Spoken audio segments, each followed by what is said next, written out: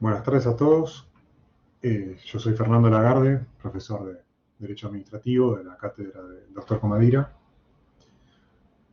En la clase de hoy, en el encuentro de hoy, vamos a hablar sobre la organización administrativa, que es la unidad 6 del programa. Yo ahora voy a compartir pantalla para que vean un PowerPoint mientras voy explicando. Lo que les pido es que cualquier duda que tengan, cualquier comentario, cualquier pregunta, lo que sea, simplemente háganla, intervengan, activen el micrófono e intervengan, interrúmpanme, no hay ningún problema, porque si escriben por el chat, yo el chat no lo voy a ver, porque voy a estar compartiendo pantalla, entonces la única forma de que yo me entero si ustedes quieren intervenir es que efectivamente lo hagan. Y pregunten y sin ningún problema y digan lo que quieran en ese momento, en cada momento, con total libertad, pregunten y traten de aprovechar este encuentro que tenemos hoy.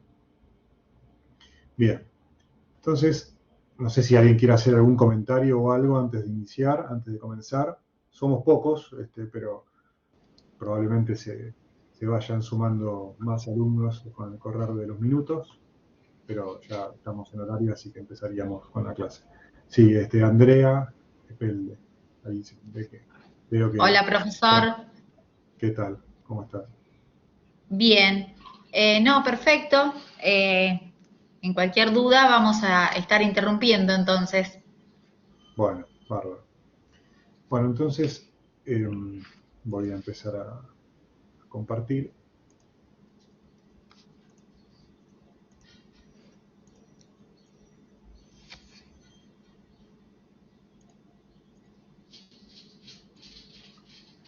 Ahí ven bien el PowerPoint. Sí, perfecto. Sí, bueno, ok. Bueno, entonces, como les decía, vamos a hablar hoy sobre la organización administrativa. ¿Qué es básicamente organización administrativa? Bueno, es cómo está organizado el Estado y cómo explicamos su funcionamiento, ¿no? Ustedes saben que el derecho administrativo, dentro de las múltiples formas con las que se puede definir, podemos decir que de algún modo regula la actuación del Estado y su vinculación con los particulares, ¿no? En sus distintas manifestaciones. Entonces, esta parte de la materia se focaliza en cómo se organiza el Estado, cómo se estructura el Estado, cómo se le atribuyen conductas al Estado, y eso entonces es lo que vamos a analizar hoy. Para ingresar al tema, podemos recurrir a una clasificación que ustedes ya conocen, porque lo vieron en Civil 1, en Introducción al Derecho, y en las materias, en las primeras materias de la carrera, que es la clasificación de las personas, ¿no? Como para ubicarnos donde estamos hablando dentro del universo jurídico, ¿no? Sabemos perfectamente que las personas, de acuerdo con el Código Civil y Comercial de la Nación, artículos 145 y siguientes, se dividen en personas humanas y personas jurídicas, ¿no? Sabemos también que el Código Nuevo cambió la terminología respecto de las personas humanas. Antes, el código anterior, el Código de Vélez, las denominaba personas físicas, ahora las denominamos personas humanas. Claramente, no es parte de nuestra clase, ¿no? No es parte de nuestra materia. Las personas humanas, no nos vamos a referir a ellas en particular, sino que vamos a estar en la otra categoría, que es la de las personas jurídicas. Ahora bien, dentro de las personas jurídicas también encontramos dos grandes categorías. Por un lado, las personas jurídicas privadas o de derecho privado, y por otro lado, las personas jurídicas públicas o de derecho público. El propio Código Civil enumera cuáles son las integrantes de una y otra categoría. Si tenemos que las personas jurídicas privadas son las sociedades comerciales, las asociaciones civiles, fundaciones, simples asociaciones, mutuales, cooperativas, iglesias, confesiones o comunidades o entidades religiosas que no sean la Iglesia Católica, con el consorcio de propiedad horizontal, ¿no? A partir del nuevo código, el consorcio de propiedad horizontal tiene personalidad jurídica propia, cosa que antes no sucedía, y hay otras que se definen de modo residual, ¿no? Y por otro lado, tenemos a las personas jurídicas públicas. En ese universo, que es donde nos vamos a situar en la charla de hoy, tenemos, por un lado, al Estado Nacional, por otro lado, a las provincias, a los estados provinciales. En tercer lugar, tenemos a los municipios, luego a la Ciudad Autónoma de Buenos Aires, que, como ustedes saben, seguramente han estudiado en Derecho Constitucional. La Ciudad Autónoma de Buenos Aires no es ni una provincia ni un municipio, es una categoría distinta, especial, que aparece en la reforma del 94, la reforma constitucional del 94, pero que no se confunde ni con las provincias ni con los municipios, es diferente. Luego tenemos a las entidades autárquicas, que es uno de los temas que vamos a ver hoy, que básicamente son entes que pertenecen al Estado, que integran el Estado, ¿sí? Ya sea el Estado Nacional, el Estado Provincial, el Estado Municipal o de la Ciudad de Buenos Aires. Pero son entidades públicas pertenecientes al Estado. Luego tenemos los estados extranjeros, ¿sí? Los países, la Iglesia Católica y organizaciones con personalidad jurídica según el derecho público internacional, por ejemplo, la Organización de las Naciones Unidas, o la Organización de Estados Americanos, o infinidad de organismos internacionales que, de acuerdo con el derecho público internacional, tienen personalidad jurídica propia. Vale. Y por último, también tenemos una definición residual que se refiere a las que tengan personalidad jurídica propia de acuerdo con, en el ámbito del derecho público, de acuerdo con las normas que las crean. De a poco vamos a ir desmenuzando algunas, por lo menos, de estas personas jurídicas públicas que acabamos de mencionar. Ahora bien, si vamos a la enumeración que acabamos de mencionar, que surge del Código Civil y Comercial de la Nación, todo lo que acabo de mencionar está taxativamente enumerado. Si nos referimos solamente a eso, podemos decir que está bastante claro cuando estamos frente a una persona jurídica de carácter privado y cuando estamos frente a una persona jurídica de carácter público. Porque simplemente hay que ver si encuadra o no en alguna de esas en esa clasificación, en alguna de las categorías que mencioné recién, y bueno, y si encuadra en una o en otra, será público o privado. Entonces, hasta ahí no hay ninguna dificultad para distinguir cuando estamos ante una persona jurídica pública o cuando ante una persona jurídica privada.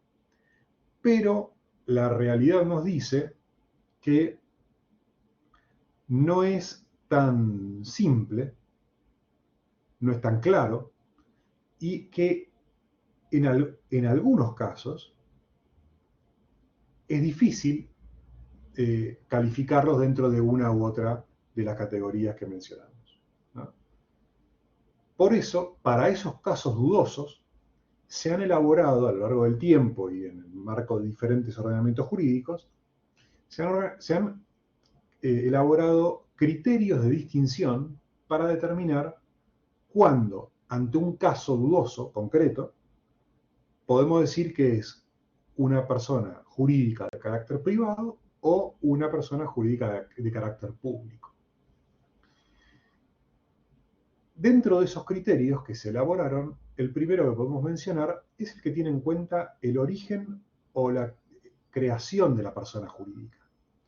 básicamente, si quien la crea es el Estado, entonces se va a considerar una persona jurídica pública. Si quienes la crean son los particulares, entonces se va a considerar una persona jurídica privada. Este es un primer criterio. Otro criterio es el del fin o interés que persigue esa persona jurídica. Entonces, si persigue un interés o fin público, será considerada una persona jurídica de carácter público. En cambio, si persigue un fin de carácter privado, tiene que ver con las personas humanas que la crearon, o las personas de derecho privado que las crearon, entonces será una persona jurídica privada. Este es un criterio que elaboró un doctrinario, un administrativista alemán muy conocido que se llama Otto Meyer. Bien. El tercer criterio que podemos mencionar es el que tiene en cuenta si la persona jurídica que estamos analizando tiene o no prerrogativas de poder público. Ustedes ya vieron en un encuentro anterior de la materia con el profesor Comadira que el derecho administrativo se caracteriza por tener un régimen exorbitante. Régimen exorbitante que está conformado por dos grandes pilares. Por un lado, las prerrogativas públicas, que son de titularidad del Estado, y por otro lado, las garantías individuales que contrarrestan a esas prerrogativas, ¿no? Y que están en equilibrio.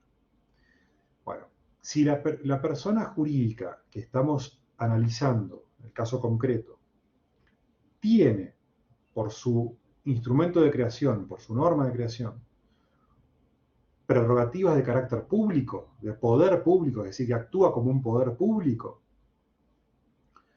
entonces se podrá considerar que esa persona jurídica es de carácter público. En cambio, si carece de esas prerrogativas, será de carácter privado.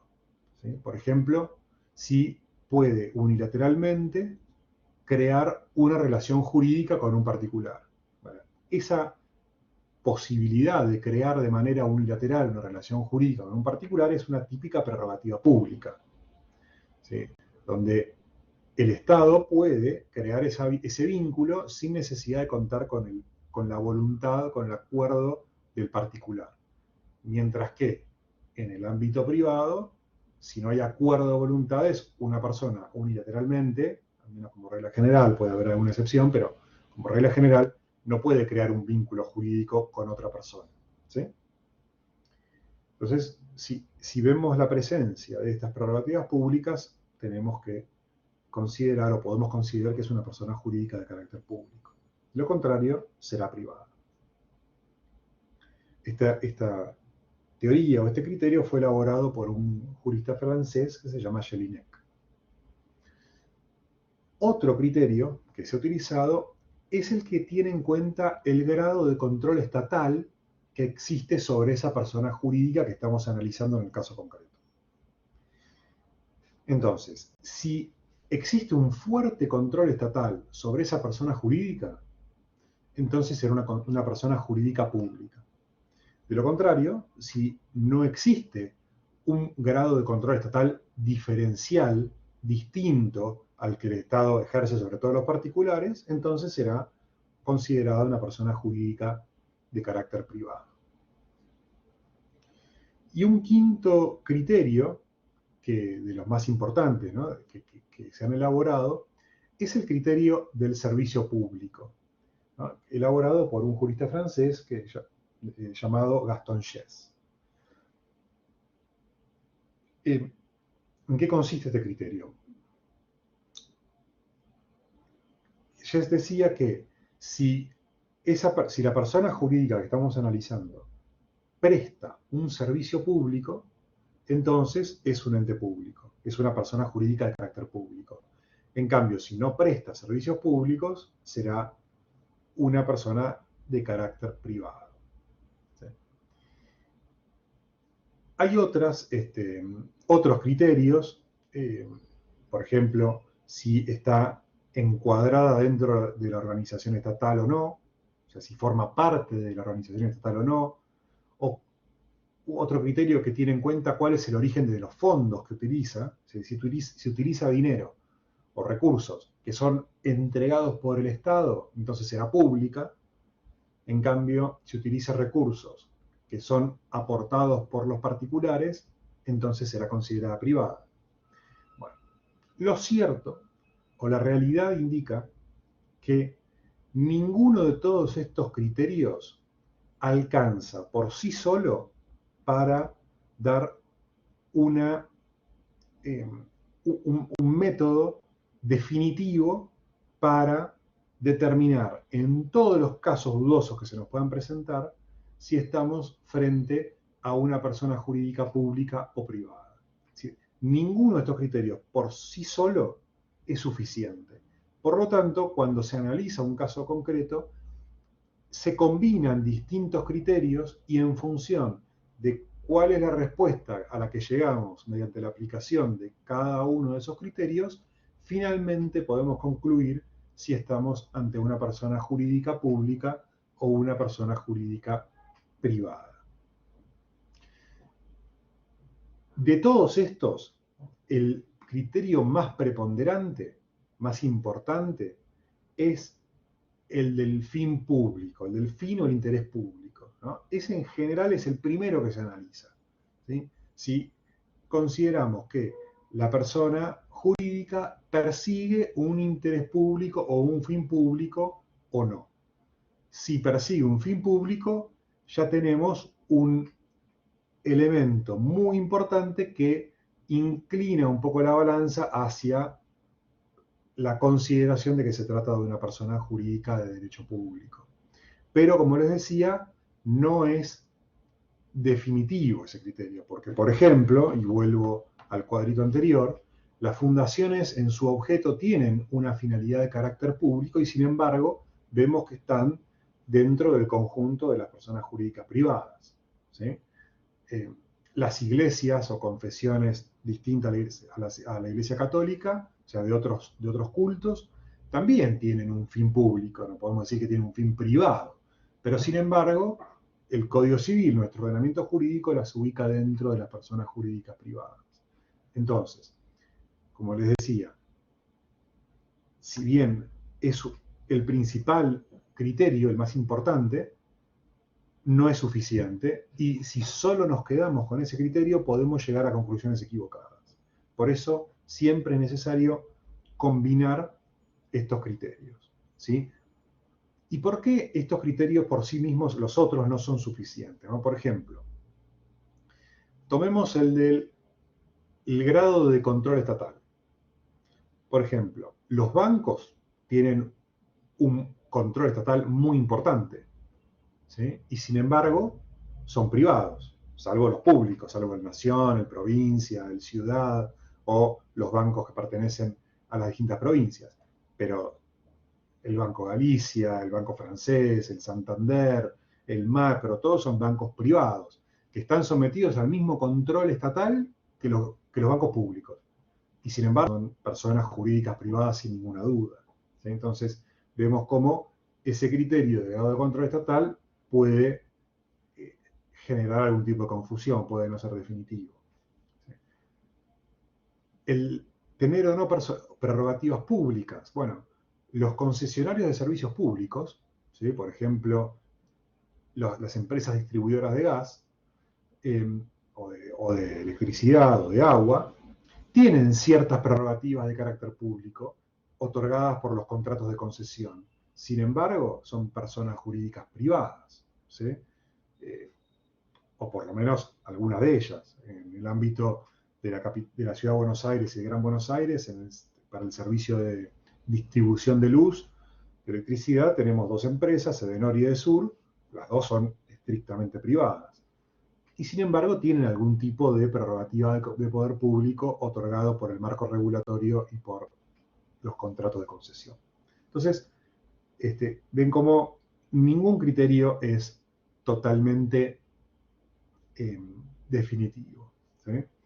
El origen de los fondos también es otro criterio que puede generar algún tipo de confusión, porque puede suceder que haya una persona jurídica que funcione con fondos privados, pero que sin embargo es pública.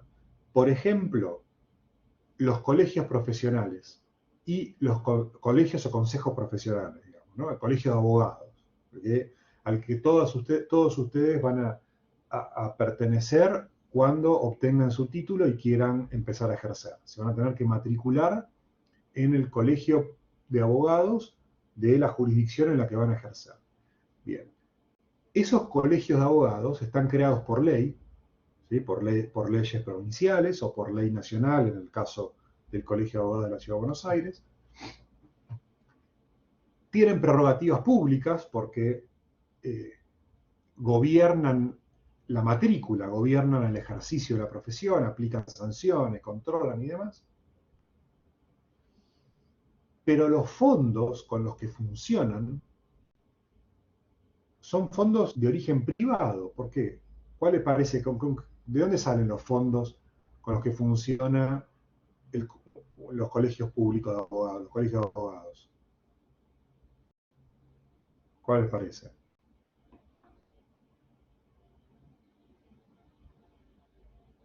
¿Están por ahí?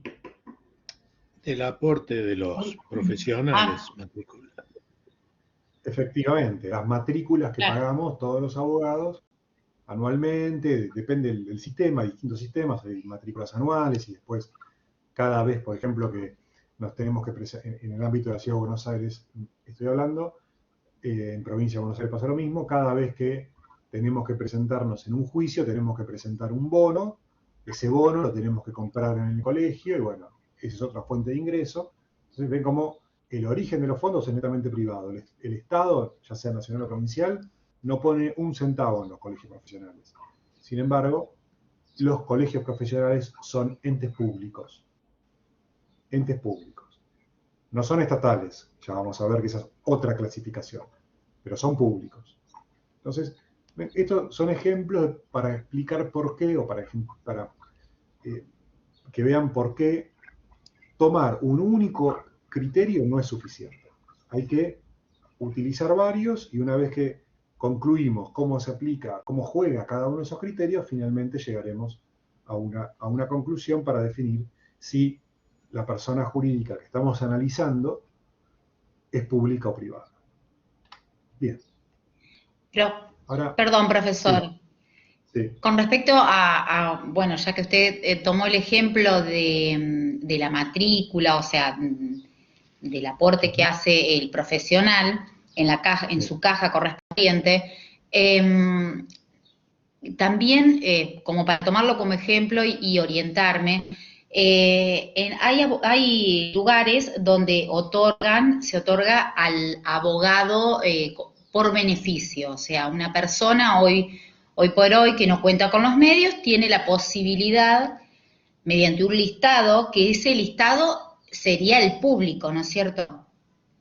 El listado donde un profesional abogado pertenece a esa lista y es designado para asistir en la problemática de quien lo necesite, para el asesoramiento, para actuar como parte, pero eso así sería o sea, correspondería a lo que sería público, ¿verdad?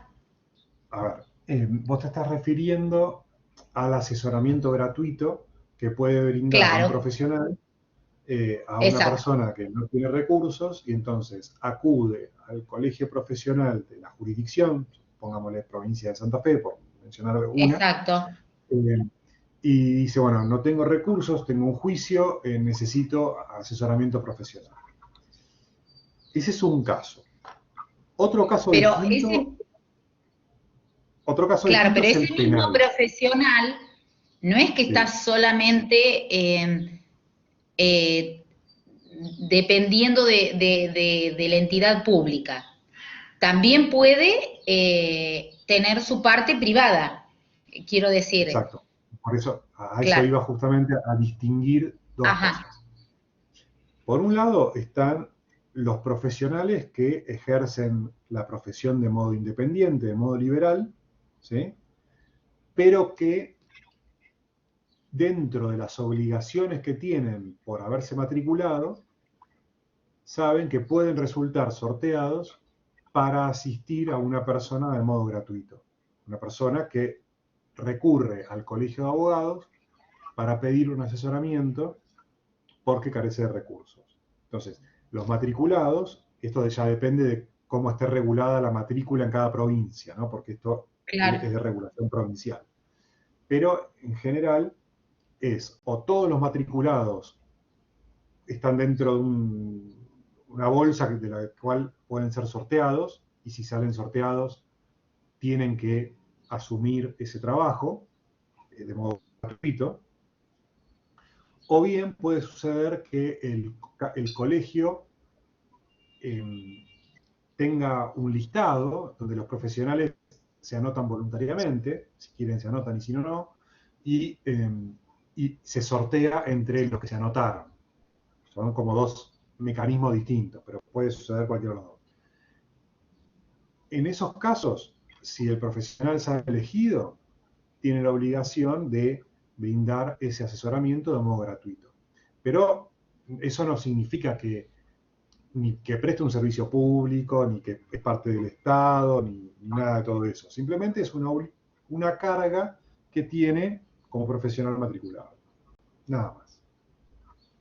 claro, y esa Y es regulación parte de... es del Estado, o sea, es Sí, regulada eso por... está previsto. Claro, Exacto. Eso está previsto en la ley que regule el ejercicio de la profesión en cada provincia. Esa ley es la que crea el Colegio de Abogados de la provincia, que puede ser uno o varios, en el caso de, en general, siempre más de un colegio de abogados, eh, porque tienen sede en las principales ciudades de cada provincia. Eh,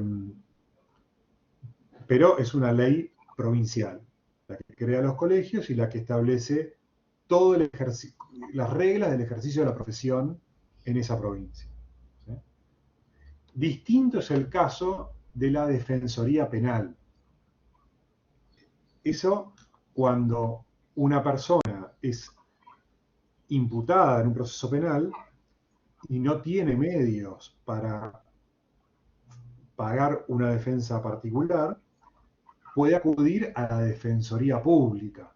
Ahí sí, la defensoría pública es parte de la estructura del Estado, y los funcionarios, los defensores públicos son empleados públicos, son funcionarios claro. públicos que integran el Ministerio Público de la provincia. Eso es otra cosa, ¿sí? Donde se garantiza el derecho de defensa en materia penal a todos. Quien no tiene o no quiere, a lo mejor, contratar a un abogado penalista privado, bueno, tiene la posibilidad de acudir a la Defensoría Pública y ahí va a obtener asesoramiento y va a poder ejercer su derecho de defensa en juicio. Ese es otro supuesto, ¿no? Ese pertenece, sí, al Estado. ¿Está clara la distinción Perfecto. entre una cosa y otra? Sí, perfecto. Bien. Bien. Bueno, entonces les decía, ya definimos, ya nos referimos a la distinción que hace el Código Civil entre personas jurídicas públicas y privadas. Primer gran categoría. Vimos que el Código Civil enumera cuáles están en un grupo y cuáles en otro, y después vimos que hay determinados criterios para definir los casos dudosos, los casos que no se pueden resolver por aplicación directa de la clasificación del Código Civil. Eso es para distinguir entre públicas y privadas. Bien, ahora situémonos en el ámbito de las personas jurídicas públicas. Nos olvidamos de las privadas. Vamos a las públicas. La pregunta es, ¿todas las personas públicas, personas jurídicas públicas, son personas jurídicas públicas estatales? ¿O puede haber personas jurídicas públicas no estatales? Bueno, la respuesta obviamente la están leyendo. Hay personas jurídicas públicas no estatales. ¿Qué significa esto? Que no pertenecen al Estado, no integran la administración pública, pero tampoco son privadas, tampoco son de las personas privadas, de las personas humanas que la integran, ¿sí? Estas personas están regidas en todo en parte por el derecho público, ¿sí? Y recién acabamos de mencionar el ejemplo típico, que es el de los colegios o consejos profesionales, ¿sí? Son personas jurídicas públicas, porque son creadas por ley, porque tienen prerrogativas públicas, porque persiguen un fin público, que es el gobierno de la matrícula de una profesión determinada. Porque lo mismo que decimos para los colegios de abogados, se aplica para los consejos profesionales de ciencias económicas, que regula a los contadores y licenciados en ciencias económicas y profesiones afines, los colegios profesionales de arquitectos, los colegios profesionales de ingenieros, de médicos, es decir, de todas las profesiones liberales. Todos funcionan, todos desde el punto de vista jurídico son iguales, ¿sí? Son creados por ley, por leyes locales, tienen prerrogativas públicas porque gobiernan el ejercicio de la profesión y aplican sanciones y otorgan la matrícula para permitir el ejercicio profesional. Ustedes saben que con el título del universitario solo no alcanza, hay que tener la matrícula para poder ejercer. Entonces, tienen un montón de características que las definen como personas jurídicas públicas, pero no pertenecen al Estado, no integran la estructura estatal, sus empleados no son empleados públicos, los recursos con los que funcionan, que utilizan para funcionar, no son recursos públicos, no son proveídos por el Estado. Entonces, por esa razón, se considera que son personas jurídicas públicas no estatales, ¿sí? Entonces, muchas veces vamos a ver que la norma de creación de esa persona jurídica pública las define como no estatales. El caso de los colegios profesionales de abogados, por ejemplo. La norma de creación dice persona jurídica pública no estatal. Pero a veces puede pasar que la norma de creación no la define como pública, pero no la define como estatal o no estatal. Entonces, tenemos que aplicar criterios para definir si es estatal o no estatal. Y dentro de esos criterios, otra vez, son parecidos a los que mencionamos antes. Tenemos que ver si satisfacen fines específicos del Estado. Acá ya no alcanza con que sea público, tiene que ser del Estado, la finalidad perseguida, para definirla como persona jurídica pública estatal. Si no persigue fines específicos del Estado, entonces será no estatal.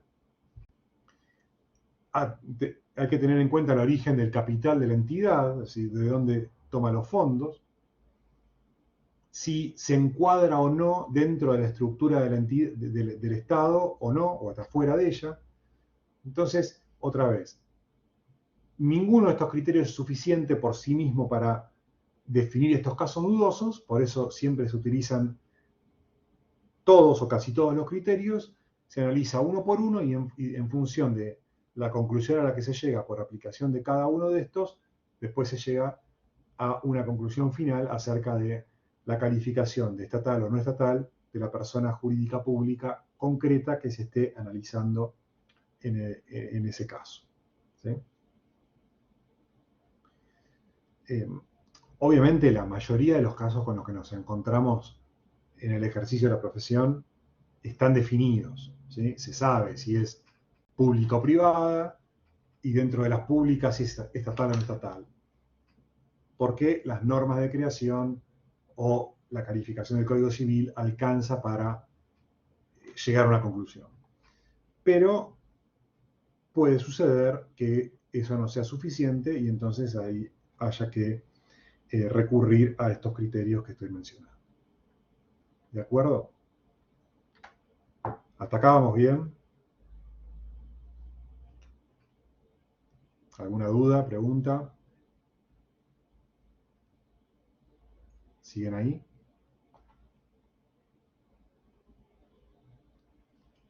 ¿Siguen ahí o me quedé solo?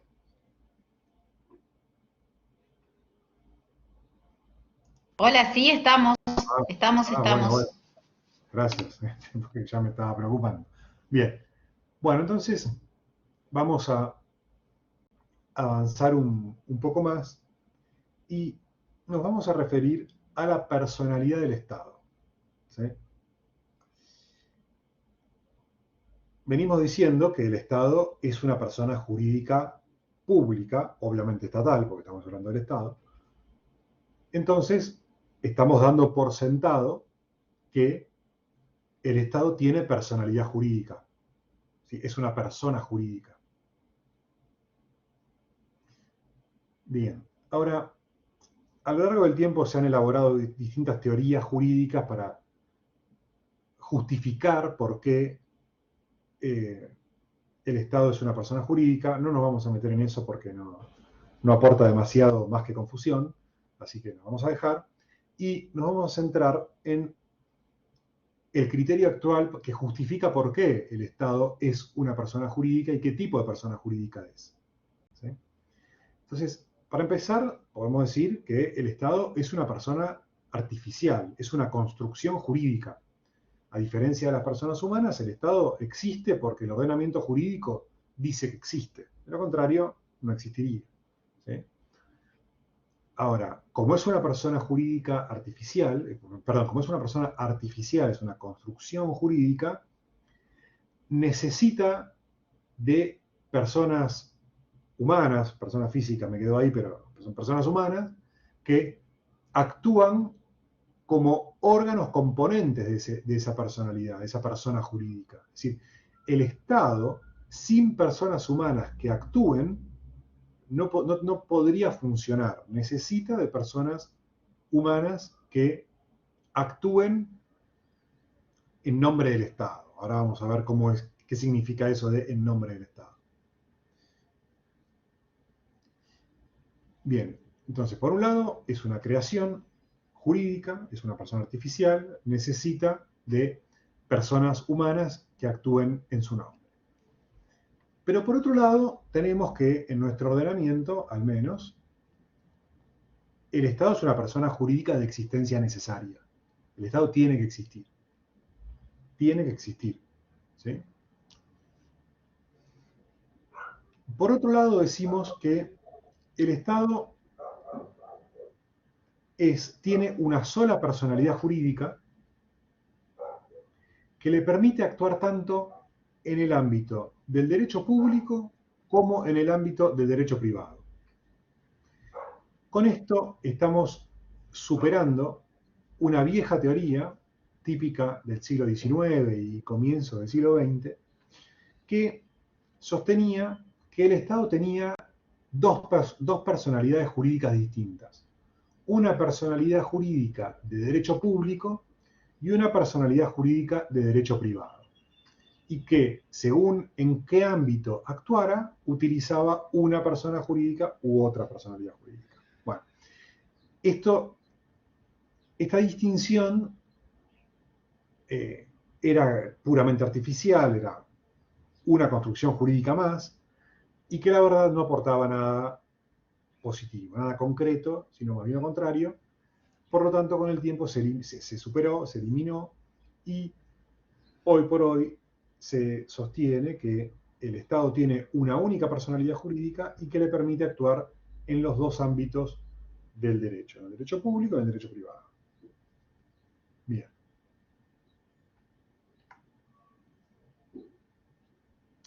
Ahora, como decía recién, el Estado necesita de personas humanas, de personas físicas para poder cumplir con su actividad, para poder desplegar su actividad. De lo contrario, no sería posible. Entonces, esta realidad incontrastable, presenta un problema jurídico que es necesario resolver, que es el de la atribuibilidad, palabra complicada, atribuibilidad de conductas al Estado. Dicho de otro modo, ¿por qué?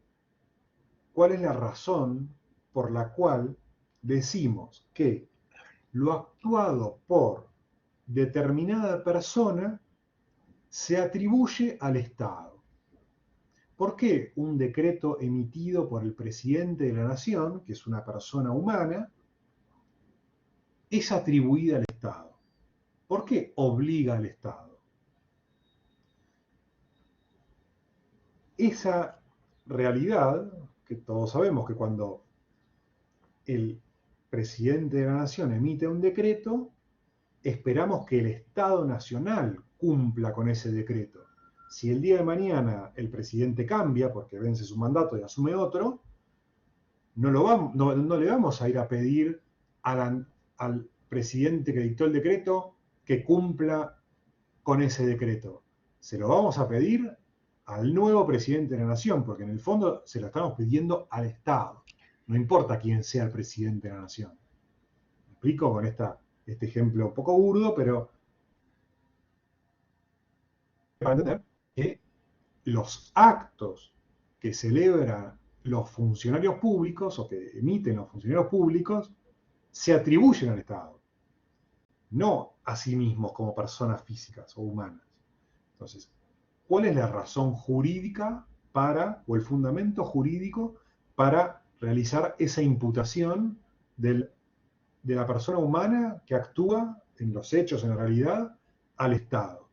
Bien, para justificar o para explicar jurídicamente esta imputación, esta atribución de conductas de la persona física o humana al Estado, se han elaborado a lo largo del tiempo 3 teorías.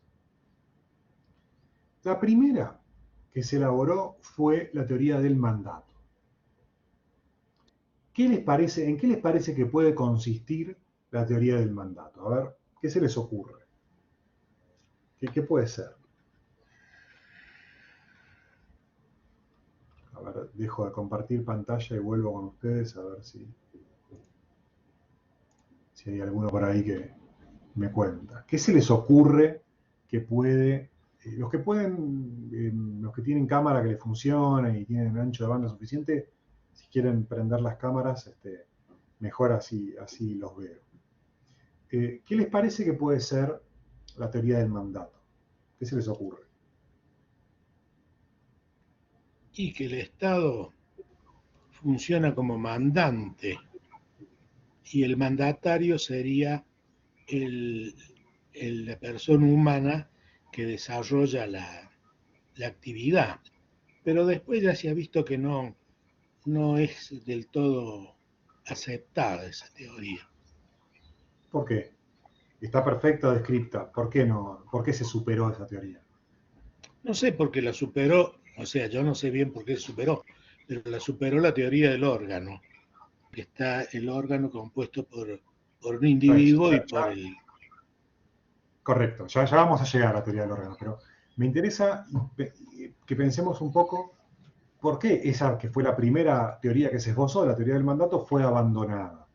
O sea, algún problema tenía, por lo cual, después de pensarlo mucho, dijeron, no, esto no sirve. Está perfectamente descripta la teoría del mandato, o sea, donde el Estado funcionaría como mandante y el funcionario actuaría como mandatario. A ver, otra. Porque estaríamos hablando de una sola opinión y no sería lo más recomendable, o sea, ante una decisión. ¿A qué te referís con una sola opinión? Y hablando de una sola autoridad, no sería hablando de lo antiguo, me refiero. No le interpreté la pregunta. Claro, todos entendimos cómo explicó la teoría del mandato, como explicó Mario, ¿no? El Estado es el mandante, Los funcionarios son los A eso mandatarios. Bien. Ahora, algún problema tiene esto que llevó a los estudiosos del tema a elaborar otra teoría, superadora, mejor. ¿Qué les parece cuál les parece que era la falla?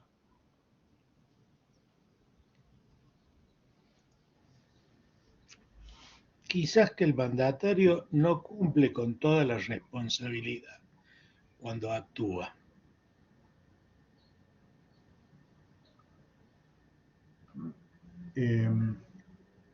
Bueno, puede ser, pero en todo caso, ahí el mandante lo que tendría que hacer es cambiar de mandatario, es decir, remover al funcionario y nombrar a Claro. otro. ¿Sí? Una de las razones tiene que ver con la actuación del funcionario. ¿Sí? Pero antes de esa hay otra razón, que es que dijimos que el Estado es el mandante, ¿no? Ahora, para otorgar ese mandato, o sea, ¿quién otorga ese mandato por parte del Estado? ¿Cómo hace el Estado para actuar como mandante en esta relación? ¿Qué necesita?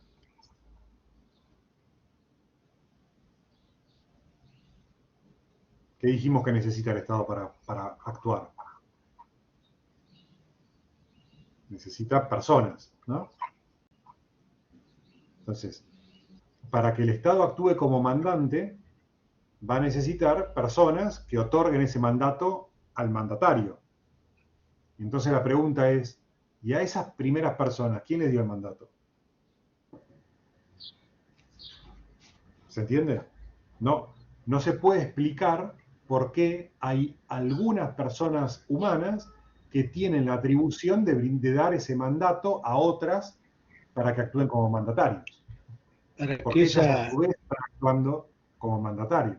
para que esa teoría se pudiera seguir o esa línea de actuación se pudiera seguir, sería como poder aplicar la pirámide de Kelsen, qué sé yo, una cosa así. O sea, ¿quién es el primero que tiene atribución como para ordenar a otro que haga tal o cual cosa en nombre del Estado? Sí, yendo para atrás, en última instancia llegamos al pueblo, que es el soberano, ¿no? El pueblo Claro. a través del poder constituyente y demás, ¿no? Esa es la última razón. Pero en última instancia siempre queda esto de, bueno, ¿quién da el primer mandato? Porque el pueblo lo da de modo muy genérico, digamos, ¿no? Bien, pero hay otro problema. Ese es un primer problema que es de origen. O sea, cuando no se explica bien el origen de esto. Pero hay otro problema que tiene que ver con las reglas del mandato. Que, como ustedes saben, cuando el mandatario actúa fuera del mandato, esa actuación por afuera del mandato no se le puede imputar al mandante, sino que tiene que responder el mandatario de modo personal. ¿Sí? Entonces esto implica una limitación de la atribución de conductas al mandante. Entonces, aplicado al Estado, podría decirse que si el funcionario realiza un acto ilícito, entonces ese acto ilícito no se podría imputar al Estado. ¿Por qué? Y porque no puede entenderse que el mandato incluía cometer actos ilícitos. Entonces se tendría que decir, no, este funcionario, cuando actuó ilícitamente, actuó por fuera del mandato, por lo tanto, ese acto ilícito no se le puede endilgar al Estado. Si aplicamos este criterio, la atribución de conductas al Estado se reduciría muchísimo. ¿Sí? Y eso dejaría en, en una situación muy negativa a las personas, a los individuos que terminan sufriendo la actuación del funcionario. ¿Sí? ¿Por qué? Porque solamente podrían responsabilizar de esa actuación al funcionario y no al Estado. Entonces, este defecto que presenta la teoría del mandato es lo que llevó a intentar otra teoría que lo supere. La segunda teoría que se intentó para superar esto es la teoría de la representación, ¿sí? Donde se dice que, o se decía, que el funcionario es un representante del Estado de modo similar a los representantes legales del derecho privado, por ejemplo, los padres respecto de los hijos, ¿sí? O los representantes legales de incapaces. Entonces, bueno, el funcionario en definitiva es un representante legal del Estado. Bien, ahora, ¿qué sucede? Esta teoría termina chocando con los mismos defectos que la anterior. ¿Por qué? Porque no se explica adecuadamente quién define la primera representación, quién otorga la primera representación, quién designa el primer representante. Y segundo está el tema de la imputación de conductas, de actos, por fuera de lo que está definido en la representación. Que si somos estrictos no podría ser imputado al Estado, por ejemplo, como decía antes, las actuaciones ilícitas.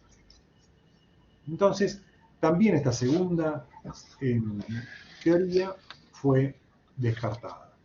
Y así llegamos a la tercera, que es la que actualmente se aplica, que es la teoría del órgano. Voy a volver a compartir. Esta teoría del órgano sostiene que los funcionarios, los empleados públicos, son parte del Estado. Esta teoría asume que la voluntad para actuar es únicamente un atributo propio de las personas humanas, de las personas físicas. Por lo tanto, para que el Estado exista y pueda actuar, debemos aceptar que está integrado por personas humanas, ¿sí? Es parte de su génesis y parte de su naturaleza, que el Estado, como construcción jurídica, está integrado por personas humanas que actúan en su nombre, ¿no? Por lo tanto, esa actuación que realicen esas personas humanas que integran el Estado se tiene que imputar necesariamente al Estado. ¿Por qué? Porque las personas humanas integran órganos del Estado, son órganos del Estado, ¿sí? Así como nuestras manos son órganos nuestros, bueno, y lo que hace nuestra mano lo hacemos nosotros como personas, bueno, los que actúan en nombre del Estado, los funcionarios, los agentes, los empleados públicos, como parte del Estado, es el Estado el que actúa, no es que son fulano y mengano como representante del Estado ni como mandatario, no, directamente es el Estado, ¿sí? No importa quién sea la persona humana que actúa, en la medida en que actúe como parte del Estado. Bien, ese órgano que actúa, que cuando actúa es el Estado, está integrado por dos elementos que siempre existen y que son inescindibles. Para que hablemos de órgano estatal, tenemos que contar con esos dos elementos, siempre. Uno es un elemento estático, permanente, abstracto, que es la estructura que es centro de competencia y atribuciones que deben ser ejercidas. Es decir, el Ministerio de Economía, por ejemplo. Esa es la estructura. Ese es el centro de competencia donde el ordenamiento jurídico, las normas, la ley de ministerio, por ejemplo, dice, el Ministerio de Economía va a ser competente para realizar todo esto. Y se enumeran las distintas competencias del Ministerio de Economía. ¿Importa quién es el ministro de Economía? No importa. Porque es el ministerio, como estructura, el que tiene atribuidas las competencias para actuar. Las competencias y los medios para ejercer esas competencias. Tiene atribuidos los recursos presupuestarios, por ejemplo. ¿Sí? Pero la existencia del ministerio como tal,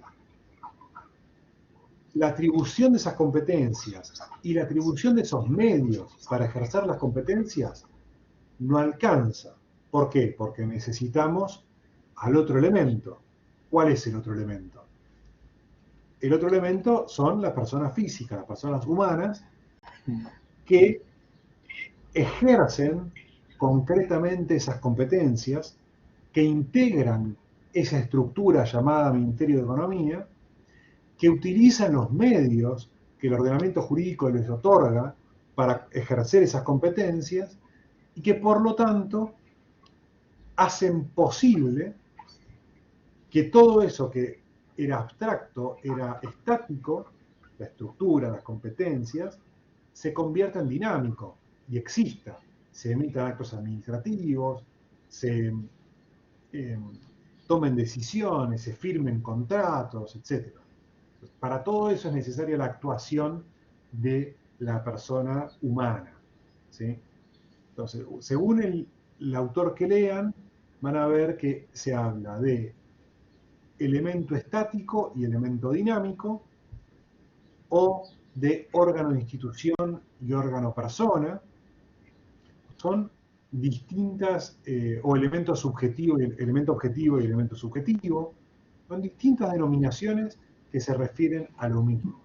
Por un lado, la estructura, la atribución de competencias y el otorgamiento de los medios necesarios para poder ejercer esas competencias, por un lado, y por otro lado, las personas humanas que van a integrar esa estructura, a ejercer esas competencias utilizando esos medios.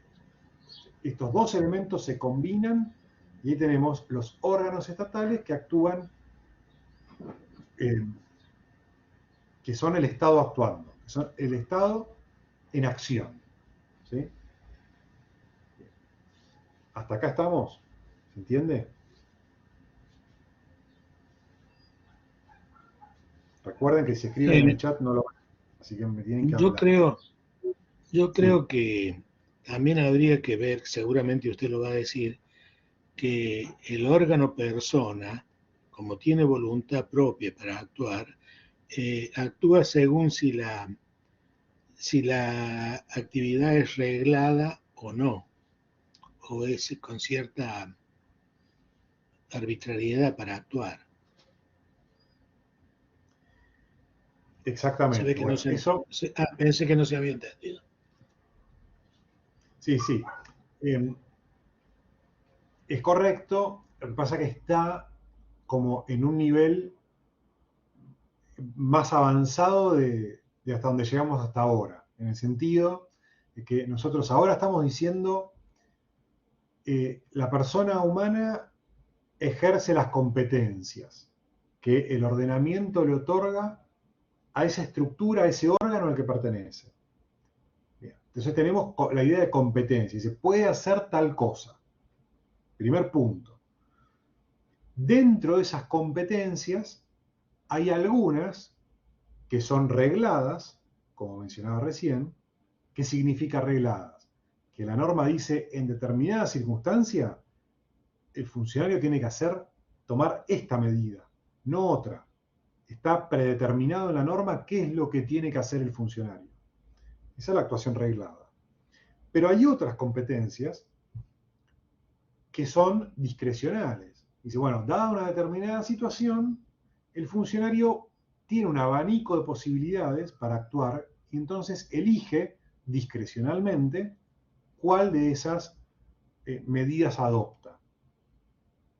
Si la medida adoptada está dentro de las opciones válidas, habrá elegido discrecionalmente y de forma válida. Si toma una medida que no estaba dentro de las opciones válidas, habrá actuado arbitrariamente y habrá actuado de modo ilegítimo. ¿Sí? Pero siempre ejerciendo la competencia que se le ha dado. Entonces, esto se vincula con el punto siguiente, que es que lo podemos abordar de esta manera. Decimos, la voluntad de esas personas, o sea, lo que realiza esa persona, el acto que dicta, la medida que toma, el contrato que celebra, la sanción que aplica, se transforma en un acto del Estado. Ya no importa si quien tomó la decisión se llama Juan o Pedro. Lo que importa es que esa decisión adoptada se le atribuye al Estado. Es un acto del Estado. Se imputa al Estado. ¿Sí? Ahora, todos los actos que realiza una persona, un funcionario, son atribuidos al Estado. Todos los actos que realiza en su vida Alberto Fernández como presidente de la Nación son atribuidos al Estado. La primera respuesta obvia es no. Solamente los que realizan ejercicio de su competencia. Cuando actúa como individuo y no como presidente, obviamente esos actos no se le atribuyen al Estado. ¿Sí? Cuando, no sé, justo el caso del presidente a lo mejor no es el más claro, porque vive en la Quinta de Olivos y demás, pero supongamos un ministro, cualquiera sea, vive en su casa. Cuando un ministro va y compra muebles para su casa, obviamente no está celebrando un contrato administrativo, sino está celebrando un contrato privado como el que celebramos cualquiera de nosotros cuando vamos a comprar muebles para nuestra casa. Ahora, si el ministro, como ministro, celebra un contrato para comprar muebles para el ministerio, claramente está celebrando un contrato administrativo y ese contrato es imputable al Estado. ¿Se entiende la diferencia? Entonces, como primera medida, es atribuible al Estado lo que realice el funcionario en ejercicio de sus atribuciones. Ahora, ¿cómo se determina cuando está actuando en ejercicio de sus atribuciones y cuando no lo está haciendo? Y para esto hay dos criterios principales. El primero es cuando subjetivamente el funcionario considera que está actuando como funcionario, o bien cuando considera que está actuando como persona particular. Por eso es la imputación subjetiva. ¿Sí? Este primer criterio dice, bueno, cuando el funcionario considera que está actuando como funcionario y por lo tanto que está actuando como Estado, esa actuación es imputable al Estado. Y cuando no lo considera, cuando piensa que está actuando en forma privada, particular, entonces eso no es atribuible al Estado. Este primer criterio tiene una dificultad, un defecto evidente, que es que nos obliga a meternos en la cabeza del funcionario, lo cual es imposible y tampoco razonable. Entonces, es un criterio que no tiene ninguna aplicación real. Pero sirve, lo menciono, para contrastarlo con el segundo, que sí es importante, que sí es el que se aplica, que es el de la imputación objetiva. Es decir, cuando objetivamente, visto desde afuera, no metiéndonos en la cabeza del funcionario, sino viéndolo desde afuera, podemos decir, está actuando, esta persona está actuando como funcionario, entonces lo que realice se le imputa al Estado. En cambio, cuando vemos que lo que desde afuera no puede ser considerado como que está actuando como funcionario, entonces no se lo va a poder atribuir al Estado. En el caso de la compra de muebles, si un ministro va un sábado a la tarde de jogging y zapatillas a comprar un escritorio para su casa, nadie va a pensar, ni siquiera la persona que le está vendiendo el escritorio, nadie va a pensar que le está vendiendo algo al Estado Nacional, sino que va a pensar que le está vendiendo algo a un señor que casualmente es ministro de algo, pero no importa, porque está comprando como particular. Bien, entonces, esta idea de la imputación objetiva o la atribución objetiva es que desde afuera podemos ver que está actuando como funcionario o bien que está actuando como persona individual. Ahora, este punto, este criterio, tiene una dificultad que tiene que ver con lo que mencionaba antes de la actuación ilegítima. ¿Sí?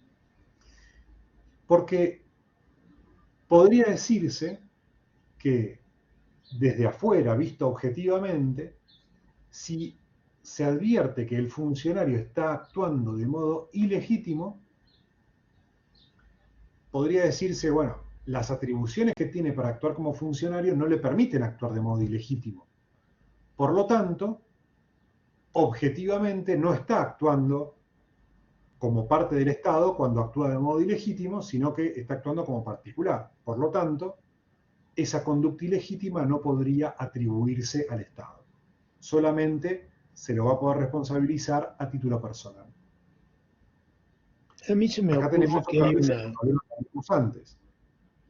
Toda la actuación ilegítima de los funcionarios quedaría fuera de la atribución al Estado. Es decir, no se le podría atribuir al Estado las conductas ilegítimas. Por lo tanto, este criterio tiene que ser descartado, porque es sumamente disvalioso. El criterio que realmente importa es el que se conoce como el criterio de la reconocibilidad exterior. ¿Qué significa esto? Que si objetivamente considerado parece que actúa como funcionario público, porque está actuando en ejercicio de sus competencias, al menos aparentemente, no importa si esa actuación es legítima o ilegítima. Lo que importa es que, como parece que está actuando como funcionario del Estado, entonces lo que haga se le va a imputar al Estado. ¿Sí? En cambio, sí, sí, me, me queda siempre una zona gris que sería el caso de la responsabilidad civil de un funcionario. Se me ocurre, qué sé yo, va manejando un auto que es del ministerio y choca. En ese caso, ¿cómo se manejaría esa situación? bueno, muy buena la pregunta.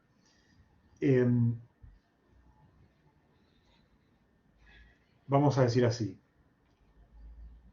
que se puede atribuir la conducta al Estado y por lo tanto responsabilizar al Estado, no impide que también se responsabilice al funcionario a título personal. Serán responsabilidades concurrentes, los dos serán responsables. Pero lo importante es que el Estado es responsable. Porque que es responsable la persona por su propia conducta, no caben dudas. Actúe como funcionario o no. Cada uno es responsable de sus actos y por eso hay responsabilidades penales por los cuales si el funcionario comete un acto ilícito como funcionario, puede ir preso, puede ir condenado, mientras que al Estado Nacional no se lo puede meter preso, digamos, pero al funcionario sí, por lo tanto la responsabilidad personal siempre existe. Y lo mismo sucede con la responsabilidad civil. Si va manejando un auto del ministerio, un auto de un ministerio, y pasa un semáforo en rojo y atropella a una persona, ¿es responsable el Estado o es responsable solamente la persona que manejaba o son responsables los dos? Bueno, primero, el que manejaba seguro es el que cruzó en rojo, responsabilidad civil, personal. Pero también es responsable el Estado. ¿Por qué? Y porque esa persona estaba manejando un auto del Estado, su función era ser chofer, por ejemplo, del Estado, y estaba en horario de trabajo, y estaba dirigiéndose a una reunión en ejercicio de sus funciones. Entonces, todo eso hace, en este ejemplo, que podamos decir, esta atribución, esta conducta, la realizó esa persona como parte del Estado. Por lo tanto, es atribuible al Estado. Entonces, fue el Estado el que atropelló, entre comillas, a esa persona, a la víctima del accidente. Por lo tanto, va a poder demandar al Estado. También va a poder demandar al chofer. Pero va a poder hacerlo a los dos. ¿Sí? Esto es lo importante que tiene esta teoría para atribuir la conducta al Estado. ¿Sí? ¿Se entiende la distinción? Y sobre todo que, una de las cosas más importantes es que el hecho de que le atribuyamos la responsabilidad o la conducta al Estado no implica que el funcionario quede totalmente libre de responsabilidad, no. Si el funcionario cometió un daño, cometió alguna actuación ilegítima, tendrá que responder civilmente, o sea, con su bolsillo, para pagar una indemnización, y en su caso penalmente, si cometió un delito. ¿Sí? Pero el Estado también será responsable por el lado de la responsabilidad patrimonial. ¿De acuerdo hasta acá?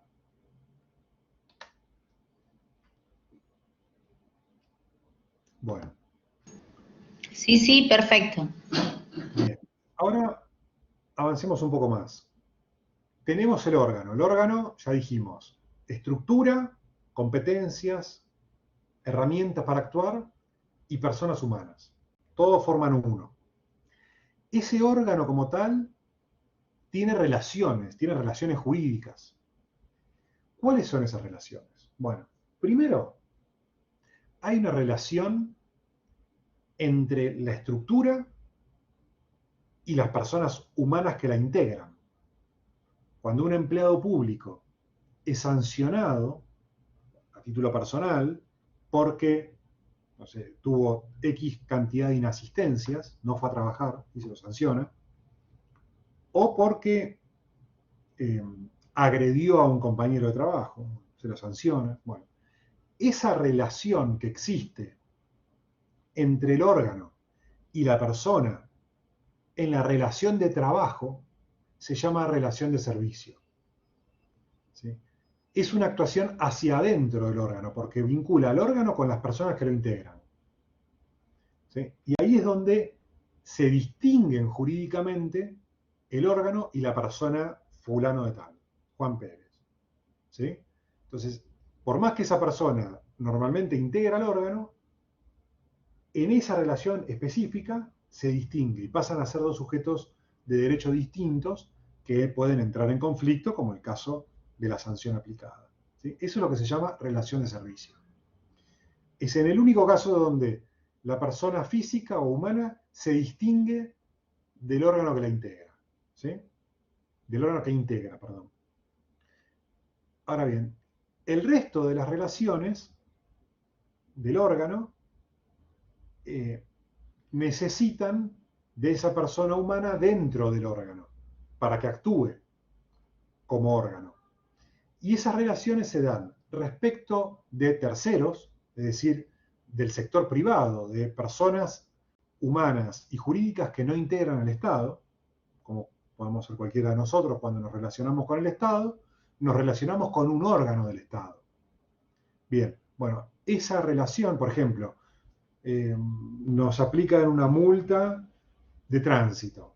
Bueno, cuando vamos a pagar esa multa o cuando queremos cuestionarla porque decimos que el semáforo estaba en verde y no en rojo, como dice la multa, bueno, cuando nos relacionamos con ese órgano del Estado,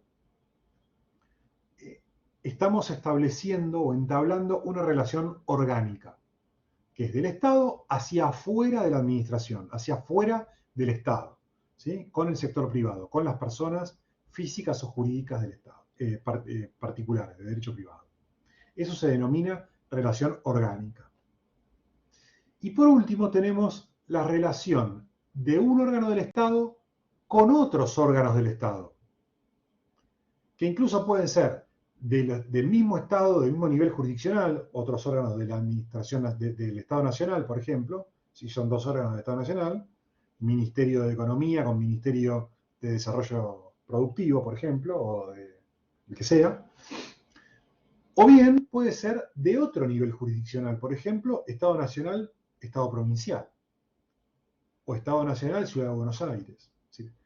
Sale de la esfera de la misma jurisdicción para relacionarse con otra esfera jurisdiccional. Bueno, acá tenemos entonces dos tipos de relaciones. Dentro del sector público, en el sentido más amplio posible, es decir, incluyendo dentro del sector público, nación, provincia, municipios, Ciudad de Buenos Aires. Entonces, dentro del sector público hay dos tipos de relaciones. Las relaciones interorgánicas y las relaciones interadministrativas. Las relaciones interorgánicas se dan cuando un órgano determinado se relaciona con otro órgano y ambos integran la misma persona jurídica pública estatal. Ejemplos. Ministerio de Turismo con Ministerio de Desarrollo Productivo, ambos nacionales. Los dos integran la misma persona jurídica estatal. ¿Cuál es esa persona jurídica estatal que integran los dos ministerios? ¿Cuál les parece? ¿Cuál es la persona jurídica que actúa ahí?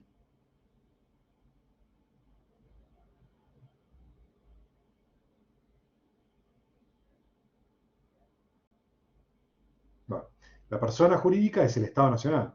Los ministerios integran la persona jurídica Estado Nacional. Entonces, como integran la misma persona jurídica, esa relación se llama relación interorgánica.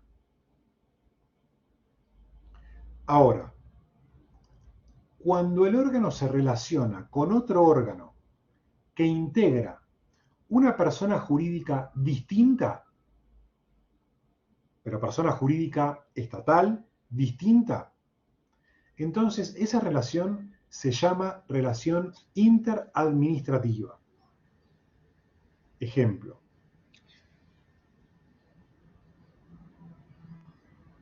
Las universidades nacionales son personas jurídicas públicas, estatales, distintas al Estado Nacional. Entonces, cuando el Ministerio de Educación Nacional se relaciona con una universidad nacional, la Universidad de Buenos Aires, la Universidad Nacional de Cuyo, de Rosario, de lo que sea, de Córdoba, de Tucumán, la que sea, esa relación es una relación interadministrativa. ¿Por qué? Porque entran en vinculación dos personas jurídicas distintas. Una, el Estado Nacional, porque el Ministerio de Educación está dentro del Estado Nacional, y la otra, la Universidad Nacional. ¿Por qué? Porque tiene personalidad jurídica propia, distinta a la del Estado. Entonces, esa relación se llama interadministrativa. Ya vamos a ver otros ejemplos de personas jurídicas públicas estatales distintas del Estado Nacional. Son las, por ejemplo, las entidades autárquicas. Hay otros casos. Pero bueno, me permite sí. Preguntar por una posibilidad que puede ser interadministrativa. Por ejemplo, una relación entre ferrocarriles del Estado y vialidad nacional, que se da mucho cuando los caminos tienen que afectar cruces de ferrocarril. ¿Ese qué caso sería? ¿Cuál te parece? ¿Qué caso te parece que es? Y a mí me parece que sería interorgánica, porque las dos pertenecen al mismo ministerio. En realidad, el caso de Ferrocarriles Argentinos está constituido como una sociedad del Estado. Estaba constituido como una sociedad del Estado. Por ser una sociedad del Estado, tiene personalidad jurídica propia. Entonces, porque es una empresa del Estado, ¿no? Entonces, como tiene personalidad jurídica propia, no integra el Ministerio de Transporte. Por lo tanto, no integra el Estado Nacional. Entonces, es una relación entre dos personas jurídicas distintas. La empresa, Ferrocarriles Argentinos por un lado, y el Estado Nacional, que tiene adentro al Ministerio de Transporte, por otro. Entonces, Sí, yo como no son... dije, perdón, yo no dije el Ministerio de Transporte, dije Vialidad Vialidad. Nacional, que es un elemento Vialidad. descentralizado. Bueno, correcto. La respuesta es la misma. ¿Por qué? Porque Vialidad Nacional es un ente descentralizado, es una entidad autárquica. Y como entidad autárquica, también tiene personalidad jurídica propia distinta a la del Estado. Ya vamos a ver más adelante esto que estamos hablando ahora, pero estamos ya dentro de lo que se llama la administración descentralizada. Es una relación entre dos entes que son dos entes descentralizados. Ambos tienen personalidad jurídica propia, por lo tanto, la relación es interadministrativa. ¿Sí? Ya vamos a avanzar un poco más y nos vamos a meter en esto de administración central y administración descentralizada y vamos a entender mejor esto que estamos conversando. Pero para responder concretamente la pregunta, en el ejemplo, Ferrocarriles Argentinos por un lado, Vialidad Nacional por otro, son dos entes descentralizados del Estado. Por ser entes descentralizados, cada uno tiene personalidad jurídica propia, por lo tanto son dos personas jurídicas distintas. En consecuencia, la relación entre ellas es una relación interadministrativa. ¿De acuerdo? Gracias.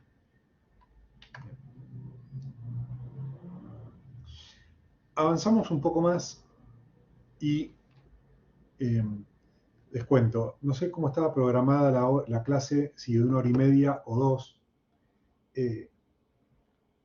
Ya estamos en 1 hora y media, pero si no me dejan solo, seguiré hasta o media hora más por lo menos, porque hay mucho tema para dar y me parece bueno aprovechar esta oportunidad que tenemos para avanzar, sin perjuicio de que yo les pueda enviar el PowerPoint de la clase completa, pero bueno, no vamos a llegar a verla toda, pero podemos, si no abandonan, podemos seguir un poco más. Bien. Y si abandonan, bueno, el último que abandone avíseme, así no me quedo hablando solo. Bien. Vamos ahora a otro tema dentro de la organización administrativa, que es el de los principios jurídicos de la organización administrativa.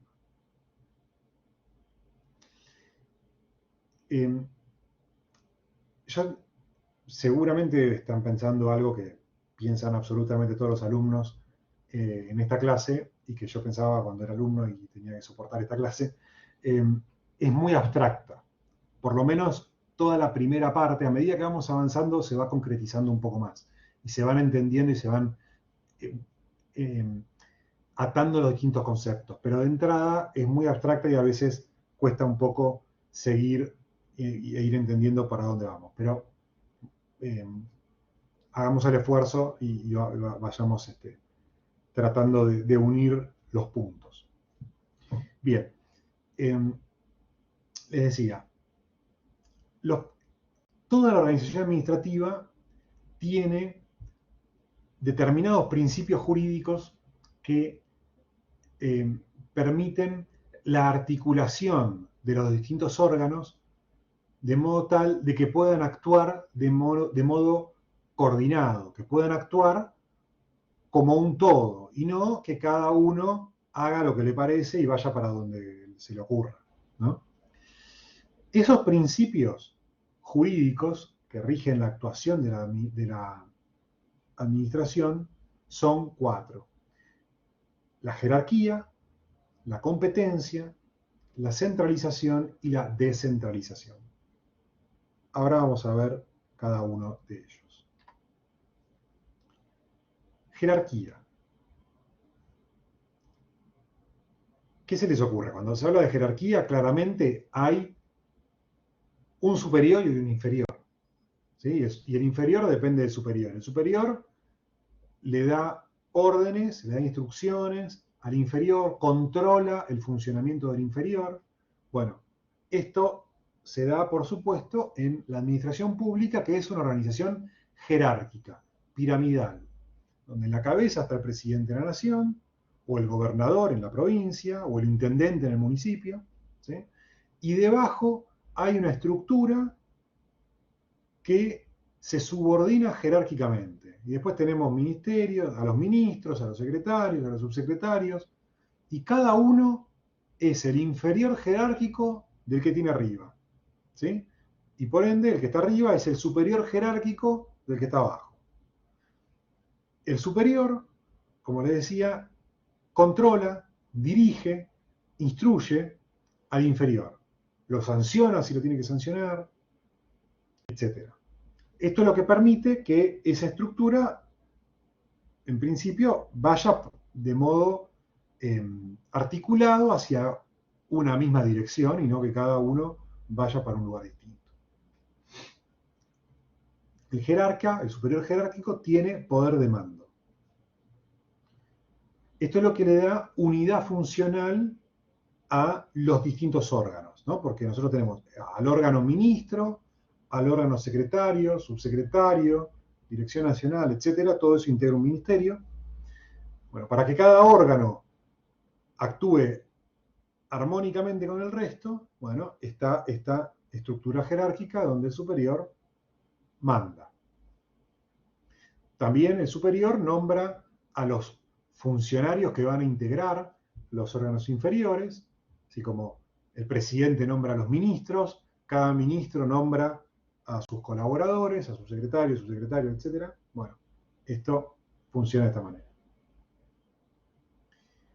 El superior puede dictar normas para regular la actuación de los inferiores, etc. Bien. Sigo. Eso respecto a la jerarquía. El segundo principio fundamental es la competencia. Ya una palabra que venimos mencionando desde el comienzo de la charla. ¿Qué es la competencia? La competencia es un conjunto de facultades, de poderes, de atribuciones que el ordenamiento jurídico le otorga a un órgano o ente estatal y que permite su actuación.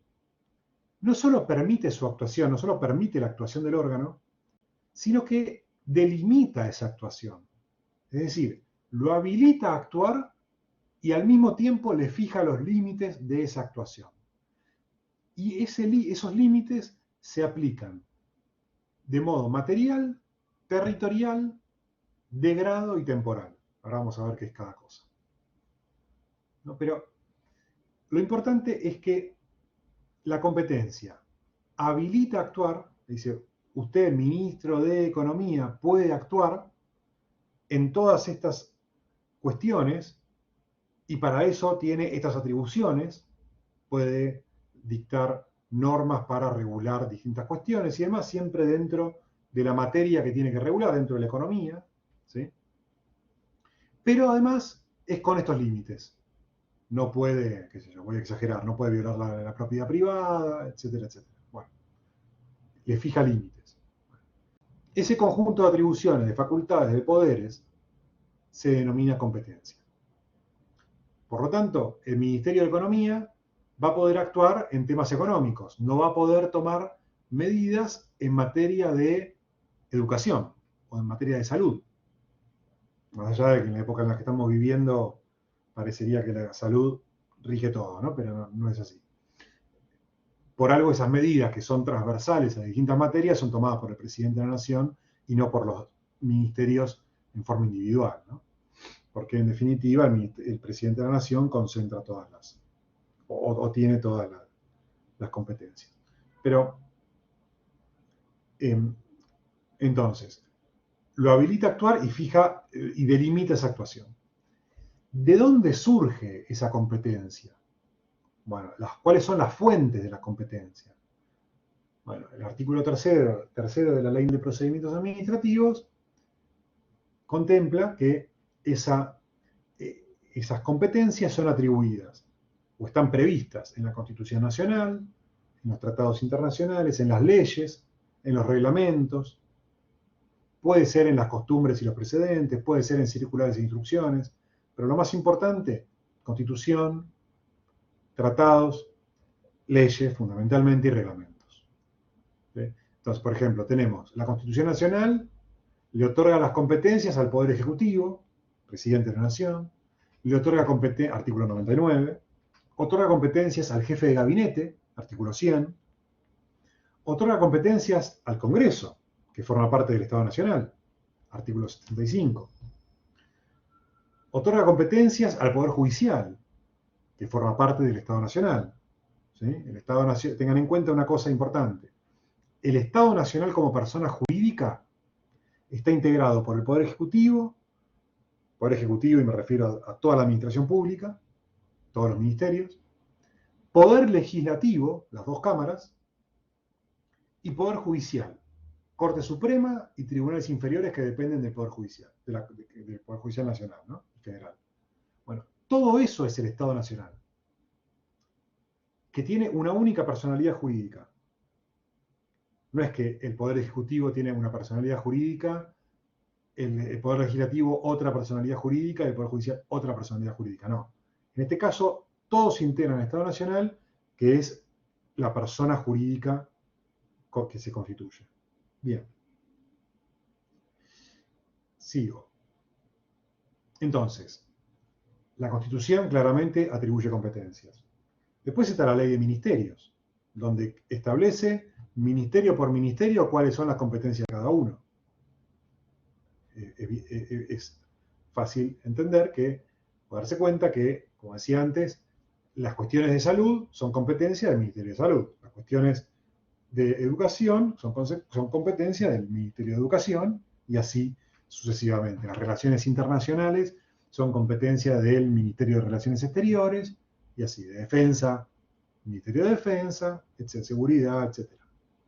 Y luego están los reglamentos que complementan a las leyes y terminan por definir más competencias, obviamente siempre respetando las competencias atribuidas por las leyes y por la Constitución, ¿sí? Porque tienen un nivel jerárquico inferior los reglamentos. Bien. Luego, una vez que vimos las fuentes de la competencia, ¿qué es la competencia? ¿Cuál es la fuente? ¿De dónde surge la competencia? Y el tercer punto es la clasificación de la competencia. Recién les mencionaba que al atribuir competencias a un órgano, el ordenamiento jurídico, por un lado, lo habilita a actuar, dice, este órgano puede actuar para hacer esto, pero a su vez le fija límites. ¿Sí? Bien, a eso responde la clasificación de la competencia. ¿Por qué? Porque la competencia se clasifica en competencia en razón de la materia, es decir, según la naturaleza de las funciones asignadas, salud, educación, defensa, seguridad, etc. Eso es competencia en razón de la materia. ¿Sí?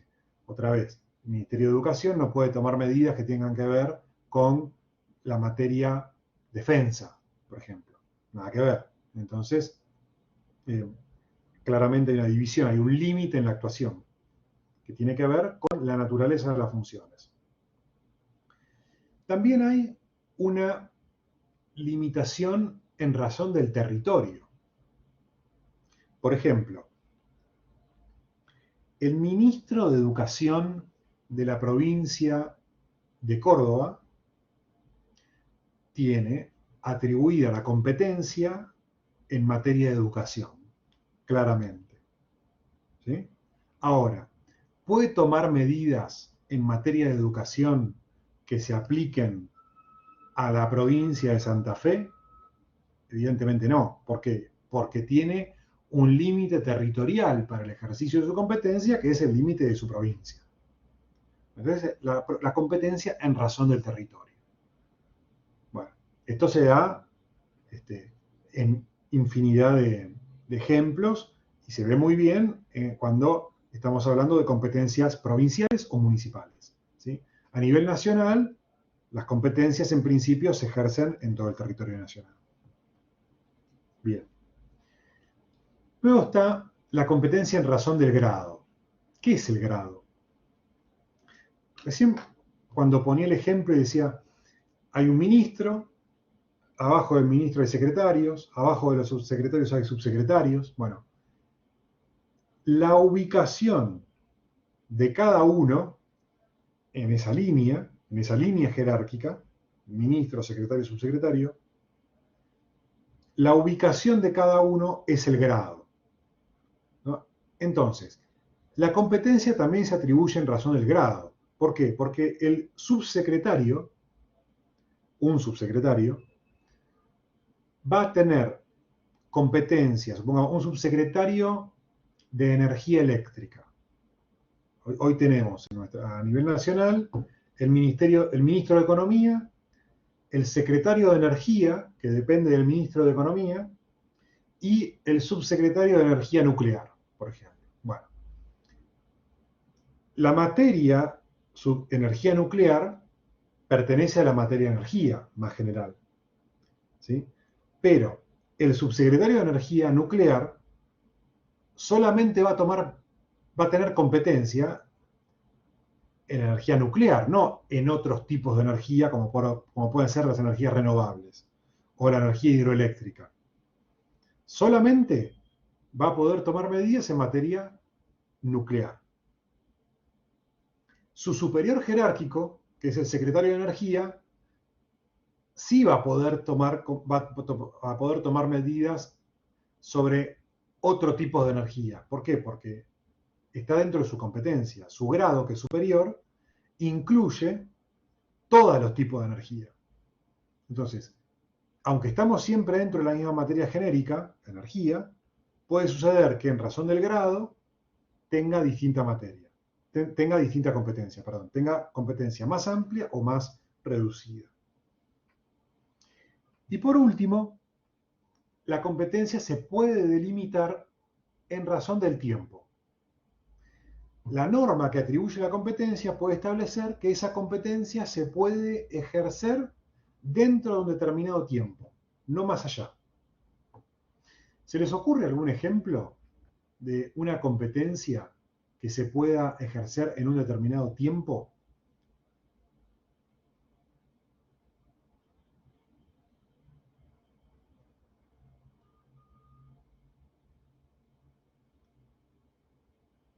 ¿No? A ver, pregunta.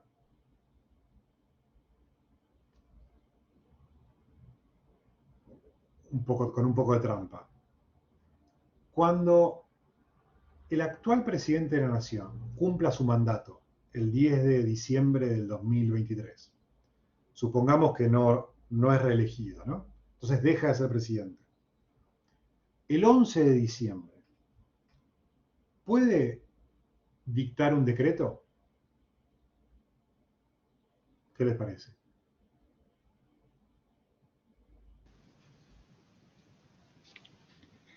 ¿Siguiente? No, sin duda que no. El plazo ya está cumplido. Perfecto. Bueno, sin duda que no. Bien. Ahora, ¿no puede dictar un decreto porque perdió la competencia en razón del tiempo?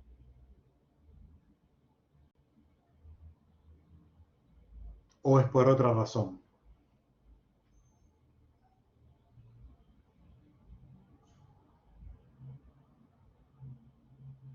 ¿Qué les parece? ¿Se entiende la pregunta?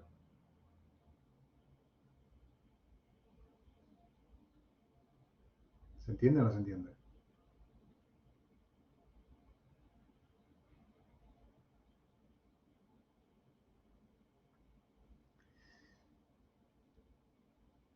La completo.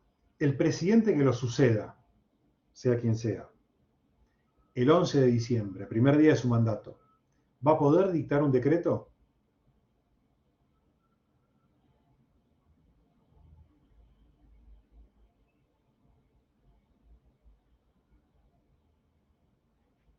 ¿Hay alguien o me quedé solo? Y ahora se usan mucho los decretos de necesidad y urgencia. Están dirigiendo más con esos decretos que con las propias leyes. Está bien, no importa. Supongamos el decreto de necesidad y urgencia. La pregunta es, el día siguiente a finalizar su mandato, ¿el actual presidente va a poder dictar un decreto de necesidad de urgencia? No, porque es el día siguiente. Exacto. El presidente que lo suceda el 11 de diciembre, ¿va a poder dictar un decreto de necesidad de urgencia? Después que juró, sí. Bien. ¿Qué estamos aplicando acá? ¿Qué distinción que vimos antes estamos aplicando acá? ¿Qué estamos distinguiendo?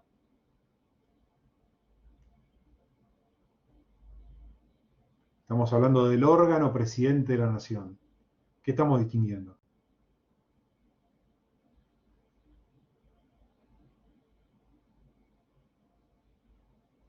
Estamos distinguiendo la persona del órgano. La persona, antes dijimos, el órgano tiene dos componentes. La estructura, a donde se imputan las competencias, el ordenamiento le atribuye las competencias, y después la persona que integra ese órgano y que ejerce esas competencias. Cuando el actual presidente deja de ser presidente, la persona se va y es reemplazada por otra. Entonces la persona, cuando se va, no se lleva las competencias con él. ¿Por qué? Porque las competencias no se atribuyen a la persona, se atribuyen al órgano presidente de la nación. Entonces, la persona que reemplaza al presidente pasa a formar parte de ese órgano con todas las competencias que tenía. Entonces, como la estructura es la misma y se mantiene en el tiempo, las competencias se mantienen en el tiempo y pasan a ser ejercidas por la persona que entra al cargo y no pueden ser ejercidas por la persona que lo deja. Entonces, este ejemplo sirve para distinguir persona y órgano, que son dos cosas distintas, y para distinguir la competencia en razón del tiempo. ¿Por qué? Porque este ejemplo no es un ejemplo de límite de la competencia en razón del tiempo. ¿Por qué? Porque lo que estaba limitado por el tiempo era el mandato de la persona, no el ejercicio de la competencia. Se terminaron los 4 años, el presidente sale, entra otro. Pero el órgano presidente de la nación sigue siendo el mismo y sigue teniendo las mismas competencias y puede seguir dictando decretos de necesidad de urgencia. ¿Por qué? Porque la Constitución dice que el presidente de la nación, sea quien sea, bajo ciertas condiciones, puede dictar decreto de necesidad de urgencia. ¿Sí? Entonces, en el tiempo, esa competencia del ejemplo es permanente, no está limitada por el tiempo. Lo que en este ejemplo estaba limitado era la permanencia de esa persona en el cargo. ¿Sí? Esas son cosas distintas. Ahora,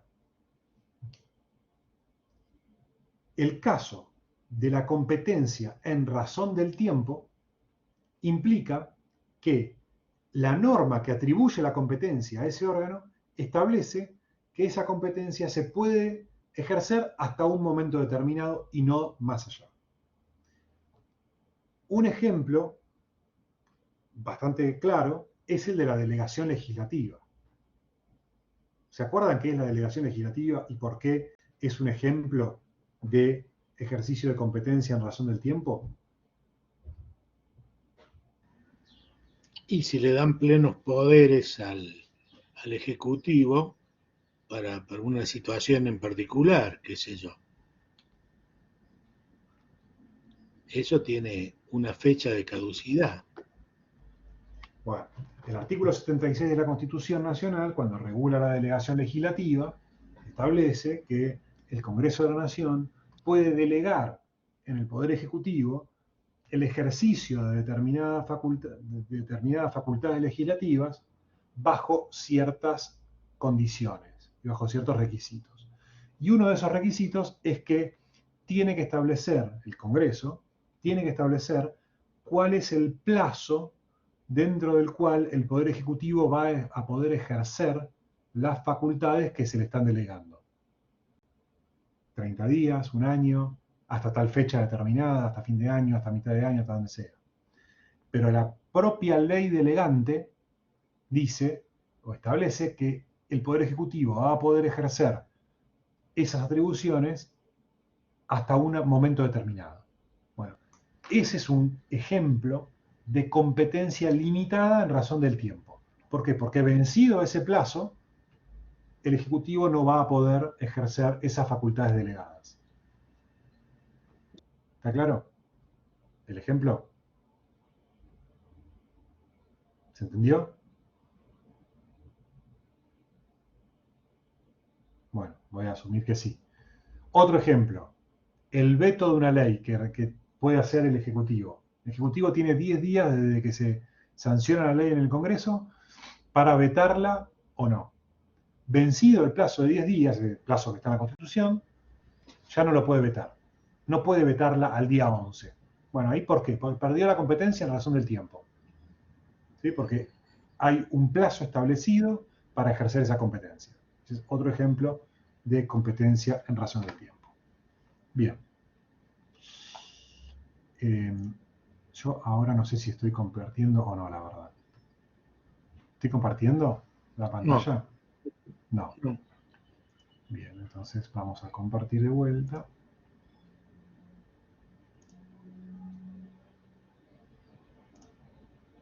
¿Ustedes no ven ahí el PowerPoint? Sí. Ahora sí, bueno, perfecto. Bien.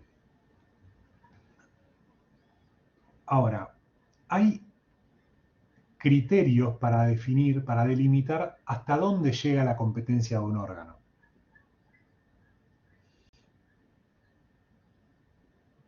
El primer criterio es el que tiene en cuenta solamente las atribuciones expresas.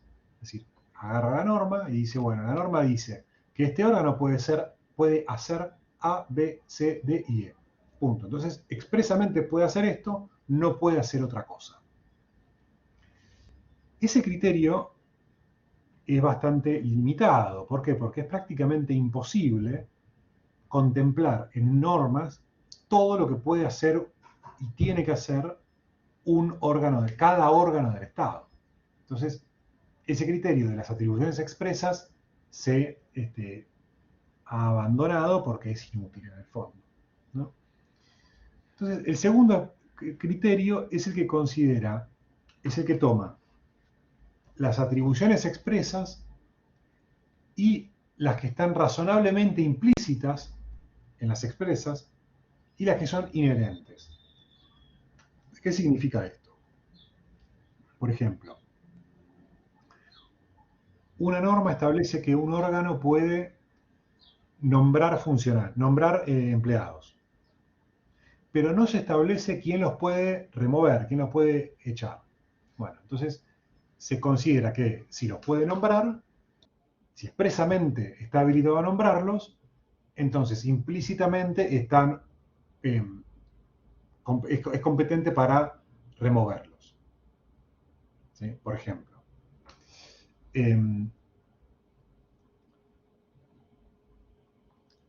antes de la reforma de la Constitución, o sea, en el texto original de la Constitución, decía que el Estado Nacional, que el presidente de la Nación era comandante en jefe de las fuerzas de mar y tierra. ¿Sí? ¿Por qué? Porque cuando se escribió eso, la Fuerza Aérea no existía, evidentemente. Cuando existió la Fuerza Aérea, la Constitución seguía haciendo referencia a las fuerzas de mar y tierra, ejército y armada. Entonces, obviamente se entendió que de modo implícito también estaba incluida la Fuerza Aérea y por ende el comandante en jefe, el Poder Ejecutivo era el comandante en jefe también de la Fuerza Aérea, aunque la Constitución expresamente no lo dijera. ¿Por qué? Porque estaba implícito. ¿Sí? Todas las Fuerzas Armadas estaban bajo la jefatura del presidente de la Nación. Y luego están los inherentes, los poderes inherentes, que son aquellos que estén o no previstos en las normas, se entiende que el órgano los tiene porque son absolutamente necesarios para poder cumplir con sus finalidades, con su competencia. Es decir, no sirve de nada que el órgano tenga atribuido una determinada competencia si no tiene las atribuciones necesarias, los medios necesarios para poder cumplir con esa competencia. Entonces, si se considera que son medios necesarios, o actividades o funciones necesarias para poder cumplir con la competencia, entonces, o con la finalidad que persigue, entonces se considera que están incluidos dentro de la competencia atribuida. Y por último está el principio de especialidad, que se toma del derecho privado, del principio de especialidad de las personas jurídicas del derecho privado, y que considera que el órgano es competente o tiene competencia para hacer todo lo que está relacionado con su fin o su objeto. Entonces, si está relacionado con su fin o su objeto, entonces tiene posibilidades de realizarlo para justamente poder cumplir con su fin o su objeto. Estos son los tres criterios que se mencionan en doctrina, y hay uno que combina estos dos últimos, que establece, el profesor Comadira, que establece que para delimitar qué es lo razonablemente implícito y qué es lo inherente, tenemos que tener en cuenta este principio de especialidad. Y solamente va a estar implícito o va a ser inherente todo aquello que esté directamente vinculado con el fin o el objeto del órgano. ¿Sí? Esta es como forma de no quedar limitado a las atribuciones expresamente establecidas en la norma, sino ir un poco más allá, pero con una valla de contención que impide que, por vía de interpretación, se termine incluyendo dentro de atribuciones implícitas algo que en definitiva no tiene nada que ver con las atribuciones expresas y con la finalidad y objeto del órgano. También como una forma de delimitar la competencia. Bien. Y voy a mencionar esto y ya con esto voy a terminar, y en todo caso después vemos si en otro encuentro seguimos o lo ven ustedes por su cuenta lo que falta. Pero con lo que quiero terminar es con los caracteres de la competencia. ¿Cuáles son los caracteres de la competencia? Bueno, el primero de las características de la competencia es que es obligatoria. Si la competencia tiene que ser ejercida por los órganos a los que se les es atribuida. No pueden negarse a ejercerla. O sea, el Estado y sus órganos están para cumplir su función. Y por lo tanto tienen que ejercer la competencia que se les ha otorgado. En segundo lugar, como regla general, la competencia es improrrogable. ¿Qué significa esto? Que si el ordenamiento, las normas, le otorgan competencia a un órgano, ese órgano no puede desprenderse de la competencia para dársela a otro, sino que la tiene que ejercer él. ¿Sí? El ministro de Salud no puede desprenderse de sus competencias y otorgárselas al Ministerio de Educación para que las ejerza porque sí, ¿no? Entonces no se puede. Ahora, ese principio de improrrogabilidad tiene excepciones, que son tres: la sustitución, la delegación y la avocación. ¿Qué pasa con la sustitución? La sustitución, en realidad, no es estrictamente hablando una prórroga de competencia. ¿Por qué? Porque ¿en qué consiste la sustitución? La sustitución es el reemplazo del funcionario, de la persona física, porque el titular del órgano no puede actuar por el motivo que sea. Ejemplo típico: maestro de grado, maestra de grado. Hay un titular que se enferma, lo reemplaza un suplente. Estamos en un ejemplo, escuela pública, son empleados públicos. Bien. Ahí hay una sustitución. El suplente es un sustituto del titular. Ahora, las atribuciones que tiene como maestro de grado son las mismas que tiene el titular. No se cambia. Es el mismo órgano, maestro de grado, maestra de grado, que ejerce las atribuciones, las competencias. Está bien, no lo ejerce el titular, lo ejerce el suplente. Cambió la persona física, pero el órgano sigue siendo el mismo, maestro de grado, y las competencias siguen siendo las mismas. Ese es el caso de la sustitución. No hay una verdadera prórroga porque la prórroga de la competencia se daría cuando ya no es el mismo órgano que la ejerce, sino otro órgano. Por ejemplo, otro maestro, el maestro de otro grado. Bien. Una excepción, sí, propiamente hablando, de la improrrogabilidad es la delegación, que se da cuando un superior jerárquico delega su competencia en un inferior jerárquico. ¿Sí? Para esto tiene que estar habilitado, hay una norma genérica a nivel nacional, que es el artículo 2 del reglamento de la Ley Nacional de Procedimientos Administrativos, que habilita, por ejemplo, a los ministros a delegar en sus inferiores jerárquicos. Entonces, el ministro competente en materia de educación, por ejemplo, puede delegar a través de un acto administrativo, un acto que dicta, delega parte del ejercicio de sus competencias en un secretario que depende de él. ¿Sí? Entonces, al delegar esas competencias, en realidad lo que delega es el ejercicio de las competencias, pero mantiene la titularidad, sigue siendo titular. Esto es muy importante porque al seguir siendo titular, le permite tres cosas. Primero, revocar la delegación en cualquier momento y reasumir el ejercicio de las competencias que delegó. Primer punto. Segundo punto, como sigue siendo titular, controla a su delegado, a su subordinado jerárquico, le controla la manera en que ejerce la atribución que le delegó. Y dentro de ese control puede eventualmente sancionarlo, puede corregirlo, puede corregir el ejercicio de la función. Entonces, todo eso lo puede hacer porque sigue siendo el titular de la competencia. Y la tercera excepción es la avocación.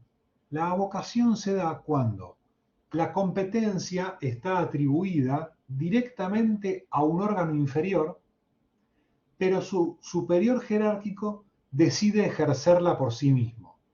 Entonces, justamente porque es su superior jerárquico, decide tomar la competencia del inferior, es decir, abocarse a la competencia del inferior y ejercerla.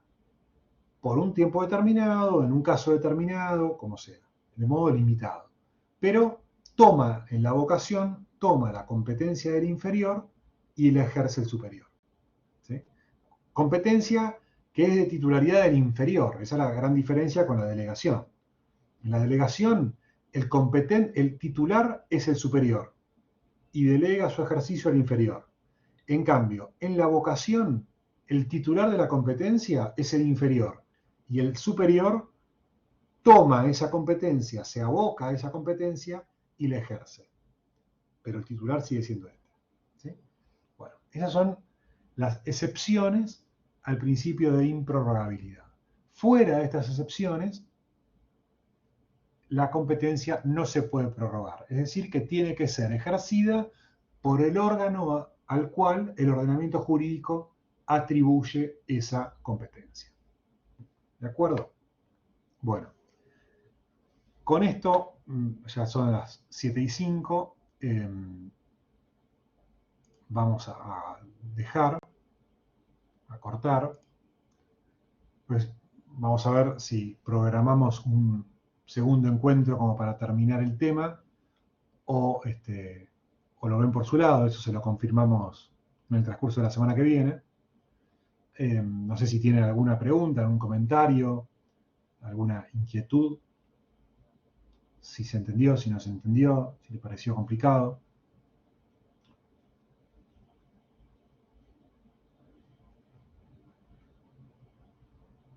Nada, ¿todo bien?